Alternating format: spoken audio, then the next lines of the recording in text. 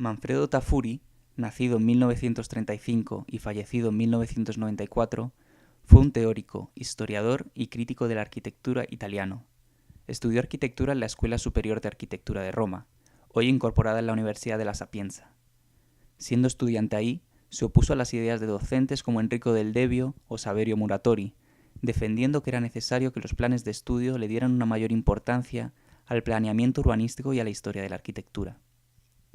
Aparte de su formación en la universidad, acudió a distintos cursos impartidos por importantes figuras como el historiador del arte Giulio Carlo Argan o el filósofo marxista Galvano de la Volpe. Posteriormente, se dedicó a la docencia como ayudante del arquitecto Ludovico Quaroni, a la vez que realizaba prácticas de arquitectura y defendía las reformas reclamadas por los estudiantes. A mediados de los 60, Tafuri dejó en un segundo plano el ejercicio de la arquitectura para centrarse en su historia, dando clases en el Politécnico de Milán como ayudante del arquitecto Ernesto Nathan Rogers entre 1964 y 1966, y en Palermo, donde Cesare Brandi también era profesor, entre 1966 y 1968. En esta época, en 1964, escribe una de sus primeras publicaciones, una pequeña monografía sobre arquitectura moderna japonesa, así como breves ensayos publicados en distintos medios como el periódico Italia Nostra. Un par de años más tarde se casa con Giuseppina Rapisarda y publica su primera gran monografía, La arquitectura del manierismo en el Cinquecento europeo, que haría que le llamasen del Instituto Universitario de Arquitectura de Venecia en 1968, donde desarrollaría su carrera profesional. 1968 también es el año en el que escribe el primero de los dos libros que consagrarían su reputación, Teoría e Historia de la Arquitectura, donde defendió la importancia que tiene la historia de la arquitectura en los cambios que se producen en la propia arquitectura, poniendo de manifiesto las carencias que los arquitectos solían tener como historiadores. Basándose en ideas de Walter Benjamin, también hizo notar los fallos del modernismo, aludiendo a la complicidad que existe entre la arquitectura moderna y el capitalismo. El libro no sería bien recibido por todos, y arquitectos e historiadores como Cevi y Paolo Portoghesi discutieron el papel que Tafuri daba a la historia de la arquitectura respecto a las construcciones contemporáneas. Después de publicar en 1969 una monografía sobre la cultura florentina, la arquitectura del humanismo, la segunda de sus obras con base marxista, Progreso y Utopía, apareció en 1973. Un análisis histórico de la relación entre la arquitectura y el desarrollo del capitalismo desde el siglo XVIII. Estos temas los continuó en La Ciudad Americana y en Via Giulia. En esta línea también contribuyó con regularidad con el periódico americano Oposiciones, así como con los europeos Casabella, Domus y la arquitectura del presente. En 1976, Tafuri convirtió el Instituto de Historia de la Arquitectura de Venecia en una entidad crítica, con un departamento de análisis, crítica e historia de la arquitectura, donde colaboró con arquitectos, historiadores y filósofos políticamente activos cuyas investigaciones y proyectos eran afines a los suyos. Entre ellos se incluían Cacchiari, Giorgio Chiuchi, Francesco Dalcò y Mario Manieria Elia. Manfredo Tafuri ha producido obras de diversa índole a lo largo de toda su carrera. Pero en primer lugar se podría destacar su libro La arquitectura del humanismo, en la que Tafuri se enfrenta a un tema considerado por muchos como perfectamente claro en sus aspectos fundamentales. A través de su lectura se deduce que los siglos XV y XVI no están tan lejos, antes al contrario. En palabras del historiador del arte Alberto Pérez Negrete, la labor de Manfredo Tafuri es analizar, comentar e indagar el delicado momento en que la arquitectura asiste a su propia invención, al menos en sentido moderno, además de presenciar el engrandecimiento de sus artífices a la dignidad de intelectual ideológico al servicio de las clases poderosas. Es en este contexto cuando Brunelleschi, Alberti, Bramante, Giulio Romano o Palladio, entre otros, construyen la historia de la arquitectura del humanismo. En todo el libro prevalece notoriamente el mundo italiano. No obstante, el humanismo se percibió con diferente intensidad en toda Europa. Y es en ese sentido donde el texto adquiere un punto exótico, mostrando las particularidades constructivas de zonas continentales tan periféricas como Transilvania, Rusia, Escandinavia o Hungría, que tan poca presencia tienen en los manuales generales. La arquitectura del momento tuvo que hacer frente a innumerables problemas y particularidades urbanísticas, que no pocas veces iban encaminadas a renovar ideológicamente el dominio de la racionalidad burguesa. Por último, se analizan dos temas de gran importancia y complejidad: la dificultad de circunscribir y precisar los términos antirrenacimiento, anticlasicismo y manierismo, y la alianza entre tecnología, ciencia y el arte de la edificación, cuya asociación sería fundamental para el posterior desarrollo de la arquitectura militar y la ingeniería territorial. Otra obra significativa del historiador italiano sería La esfera y el laberinto, vanguardias de arquitectura de Piranesi a los años 70. ¿Se puede extraer de las vanguardias históricas, y antes todavía, de algunos momentos de la cultura del siglo XVIII y del siglo XIX, un proyecto positivo que vuelque la angustia en que se debate el hombre contemporáneo en su intento por dominar su propio ambiente? Esta pregunta, un tanto compleja, a priori, es la que se pregunta Manfredo Tafuri en este libro que parte de Piranesi y llega hasta la arquitectura de los años 70. No será un bloque histórico compacto el que se someterá a análisis. Tafuri se propone romper en fragmentos lo que se reconoce en el término de vanguardia y constituir con cada uno de ellos una arqueología.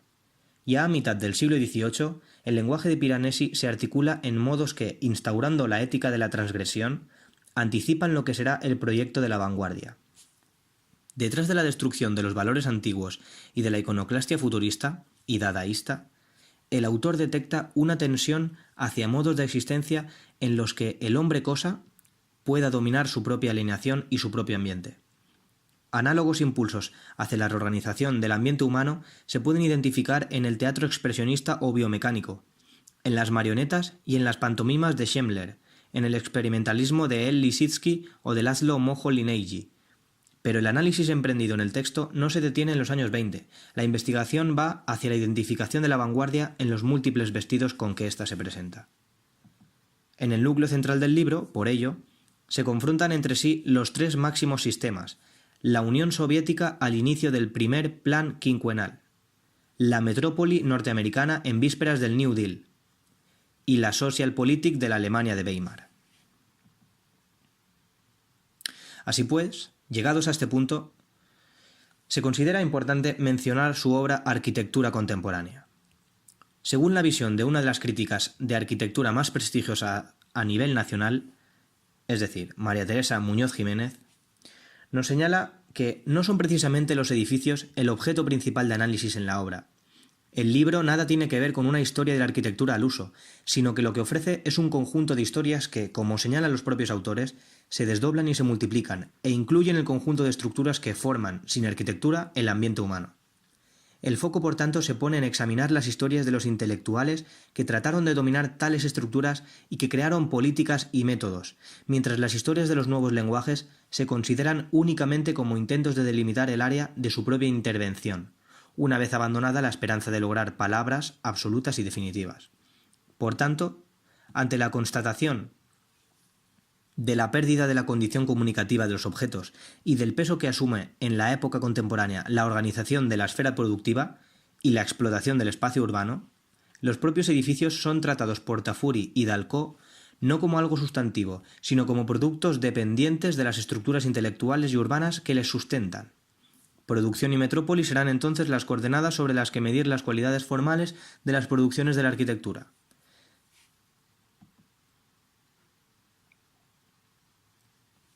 En definitiva, cabría resaltar algunas obras, además de las tratadas anteriormente, escritas por Manfredo Tafuri y que son dignas de mención. A continuación, se procederá a citarlas en su lenguaje original, el italiano. L'architettura del manierismo nel Cinquecento europeo. Progetto e utopia. La città americana. Via Giulia. La chiesa di San Francesco della Vigna nella Venezia. Venezia e il Rinascimento. Storia dell'architettura italiana, 1944-1985. Y por último, Ricerca del Rinascimento. La formación de Tafuri está enraizada en la cultura italiana moderna, en continuidad con las tradiciones de Benedetto Croce, Lionello Venturi, Edoardo Persico o Giulio Carlo Argan. Dentro de la dualidad de posturas que se definen a principios de la década de 1960 en Italia, entre los defensores de la continuidad de la tradición moderna y aquellos defensores de la idea de crisis y transformación, Tafuri se inclinó por la premisa de la crisis del movimiento moderno. En sus obras elaboró una nueva interpretación de la historia y la crítica que ha significado la síntesis de muchas otras aportaciones contemporáneas. Sin duda, Tafuri heredó el espíritu crítico de Walter Benjamin, implementado con la tradición marxista más heterodoxa y a la vez más irreductible, en la que también se enmarcan Alberto Asor Rosa, Mario Tronti y Antonio Negri, todos aquellos que se niegan a dar soporte a la producción capitalista y se inclinan por una visión hipercrítica y negativa.